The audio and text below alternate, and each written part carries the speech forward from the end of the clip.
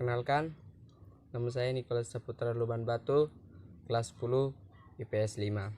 Di sini saya ingin membuat video tentang penjelasan 4 teori sejarah masuknya Islam ke Indonesia. Ada 4 teori sejarah masuknya Islam ke Indonesia. Teori pertama yaitu Gujarat.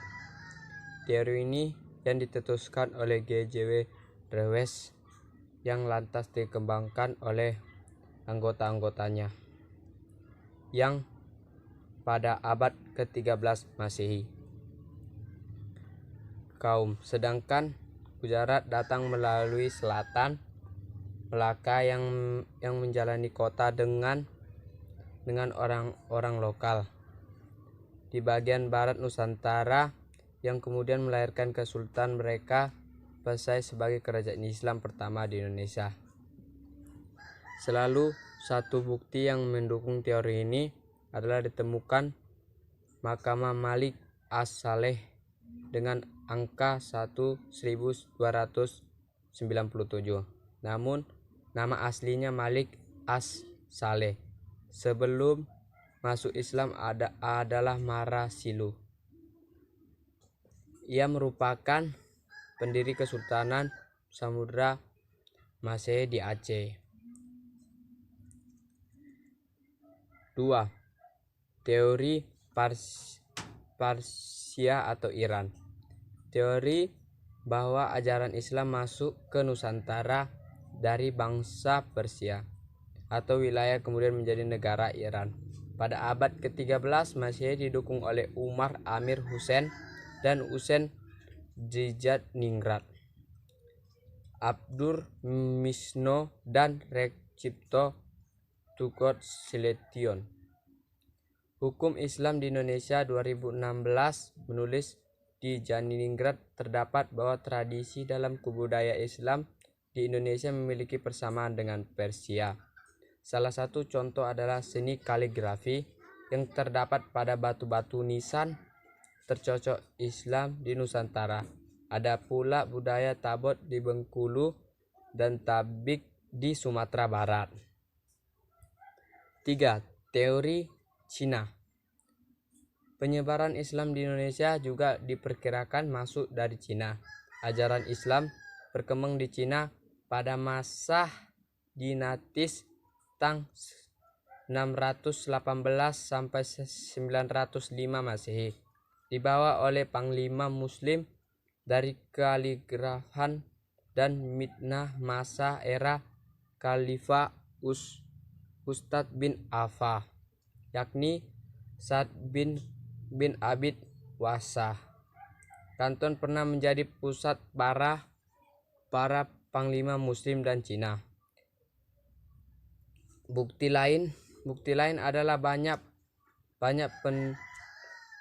pendaulat Islam keturunan Cina yang punya pengaruh besar dari Kesultanan Demak kerajaan Islam pertama di Jawa. Seiring dengan keruntuhan kemarahan Majapahit pada abad ke-13 Masehi, sebagai dari mereka tersebut Wali Songo. Dalam bukti sejarah yang ditulis oleh Nana Suritna diungkap Kesultanan Demak didirikan oleh Raden Patah, putra Raja Majapahit, dan istrinya seorang perempuan asal Cina yang telah masuk Islam. Raden Patah yang memiliki nama Cina Jinbun memimpin Demak bersama Wali Songo sejak 1500 Masehi. Itu saja materi-materi teori-teori tersebut. Terima kasih. Yang terakhir yaitu teori Arab atau Mekah.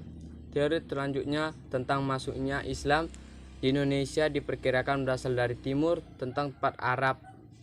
Teori Arab Mekah didukung oleh J.C. Fleur, Antoine Joint Dwi hingga Abdul Malik Karim atau Buyu Hamka. Menurut Buyu Hamka, Islam sudah menyebar di Nusantara sejak abad 7 Masehi. Hamka adalah bukunya berjudul Sejarah Umat Islam 1997, menjelaskan salah satu bukti yang menunjukkan bahwa Islam masuk ke Nusantara dari orang-orang Arab.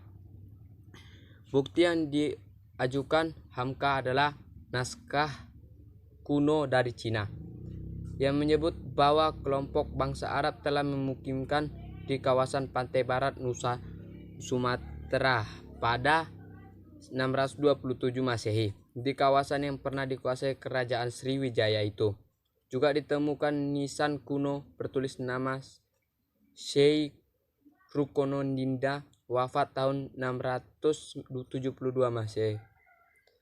Teori dan bukti yang didapatkan oleh Hamka tersebut didukung oleh T.W. Arnold yang menyatakan bahwa kaum saudara dari Arab cukup dominasi dalam aktivitas perdagangan ke wilayah Nusantara. Sebagian dari pedagang Arab tersebut kemudian menikah dengan warga lokal dan membentuk komunitas Islam. Mereka bersama-sama kemudian melakukan kegiatan Islam di berbagai wilayah di Nusantara.